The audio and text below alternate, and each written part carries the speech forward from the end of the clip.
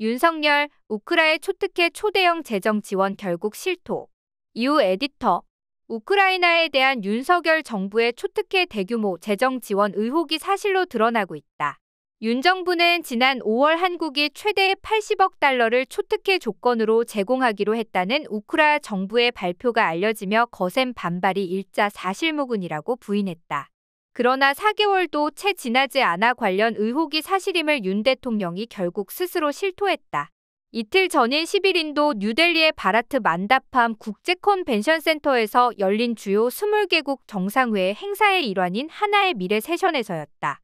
여기서 윤 대통령은 내년에 3억 달러 그리고 2025년 이후 중장기적으로 20억 달러 이상을 추가로 지원하겠다고 약속했다.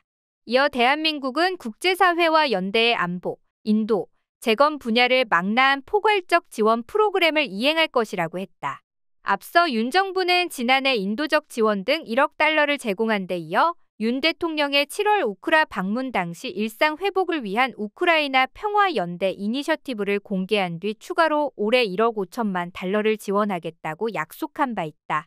이에 따라 내년에 인도적 지원을 포함한 무상개발협력과 세계은행, 유럽부흥개발은행 등 국제금융기구를 통해 총 3억 달러를 지원하고 2025년 이후에는 대외경제협력기금에서 20억 달러 규모를 지원하게 된다고 연합뉴스는 전했다.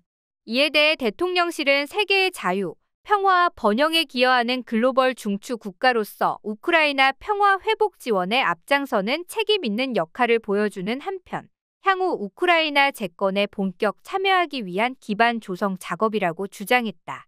윤 대통령의 발언과 대통령실의 설명을 통해 확인된 연도별 우크라 재정 지원 규모를 정리하면 2022년 1억 달러, 2023년 1.5억 달러, 2024년 3억 달러, 2025년 이후 20억 달러 이상이 된다. 최소 25.5억 달러 규모에 이른다.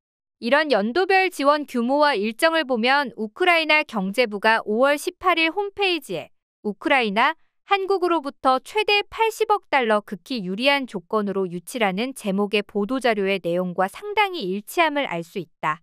그러나 닷새 후인 같은 달 23일 윤 정부의 항의를 받고 최대 80억 달러란 수치를 없앴다. 당시 우크라가 발표한 보도자료에 따르면 이자는 연이율 0.15%, 상환기간은 대출원금 상환료의 10년을 포함해 40년으로 돼 있으며 EDCF 대출은 한국수출입은행을 통해 이뤄진다. 율리아 스비리덴코 우크라 제1부총리 겸 경제부 장관은 한 달 내로 2단계 협정에 서명하면 1차분인 최대 3억 달러는 3에서 4개월 안에 집행되고 최대 30억 달러 2차분은 2024년에 가능할 것이라고 말했다. 이어 프로젝트 진전 상황에 맞춰 80억 달러까지 점차로 그 한도가 상향 조정될 것이라고 설명했다. 우크라가 공개한 내용과 윤 대통령의 공약을 비교해보면 1차분 3억 달러 제공 시기가 3에서 4개월 안에서 2024년으로 1년 늦추고 2차분 30억 달러는 2024년 가능해서 2025년 이후 20억 달러 이상으로 1년 늦추고 금액은 모호하게 처리한 것으로 확인됐다. 그리고 프로젝트 진전 상황에 맞춰 80억 달러까지 점차로 그 한도가 상향 조정될 것이라는 스비리덴코 일부 총리의 예상도 윤 대통령의 20억 달러 이상이란 말과 맞춰보면 앞으로 최대 80억 달러로까지 확대될 가능성도 작지 않다. 이와 관련 한국과 우크라이나는 5월 17일 추경호 부총리 겸 기획재정부 장관과 율리아 스비리덴코 우크라이나 제1부총리 겸 경제부 장관이 가서명한 대외경제협력기금 차관 공여 협정에 가서명했으며 양국의 국내 절차와 정식 서명을 거쳐 공식 발효된다.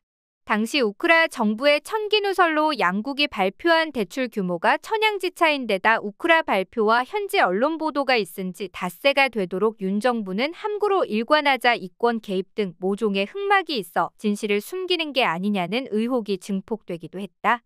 되짚어보면 윤 정부는 당시 우크라와 대규모 초특혜 재정 지원에 합의했으나 우크라의 돌발적 공개로 한국 내 여론이 악화되자 내용을 부인한 뒤 공개 시점을 저울질해왔다는 얘기다. 그동안 윤 정부는 러시아의 침공을 받은 우크라를 최대한 지원한다는 방침 아래 구호 물품 등 인도적 지원과 지뢰 제거 장비와 긴급 후송 차량 등 비살상 무기 지원을 하고 있다. 공식으로 살상 무기 지원을 결정하지 않았을 뿐 한국산 포탄은 이미 미국을 거쳐 전장으로 이송됐다. 게오르기 지노비에프 러시아 외무부 제1아주 국장은 11일 블라디보스토크 동방경제포럼에서 타스 통신 인터뷰를 통해 우크라이나에 직간접적으로 무기와 군사 장비를 공급하는 성급한 결정을 하면 양국 관계가 무너질 수 있다고 한국에 경고했다고 연합뉴스가 전했다. 윤 정부가 계획한 우크라 재정 지원 규모 최소 25.5억 달러는 내년도 국가 연구개발 예산 중 삭감액 3조 4천억 원과 동일한 규모다. 인과관계는 없겠지만 우크라이나 재건을 돕는답시고 대한민국 과학기술의 미래를 희생양으로 삼는 게 아니냐는 비판이 지배적이다. 가뜩이나 올해 세수 부족은 연말까지 사상 최대 수준인 60조 원에 이를 것으로 예상되는 상황에서 우크라 퍼주기에 여념이 없는 모양새다. 이와 관련 국가과학기술 바로 세우기 과학기술계 연대회의는 5일 출범 기자회견을 열고 국가 R&D 사업은 국가의 가장 근간이 되는 미래 세대를 위한 디딤돌이다. 하지만 정부는 R&D 예산을 일방적으로 3조 4천억 원 삭감했다면서 현 정부의 일방적 폭력적 탄압에 맞서 국가과학기술을 바로 세워 국가 미래를 지켜내고자 하는 간절함에서 나섰다고 말했다.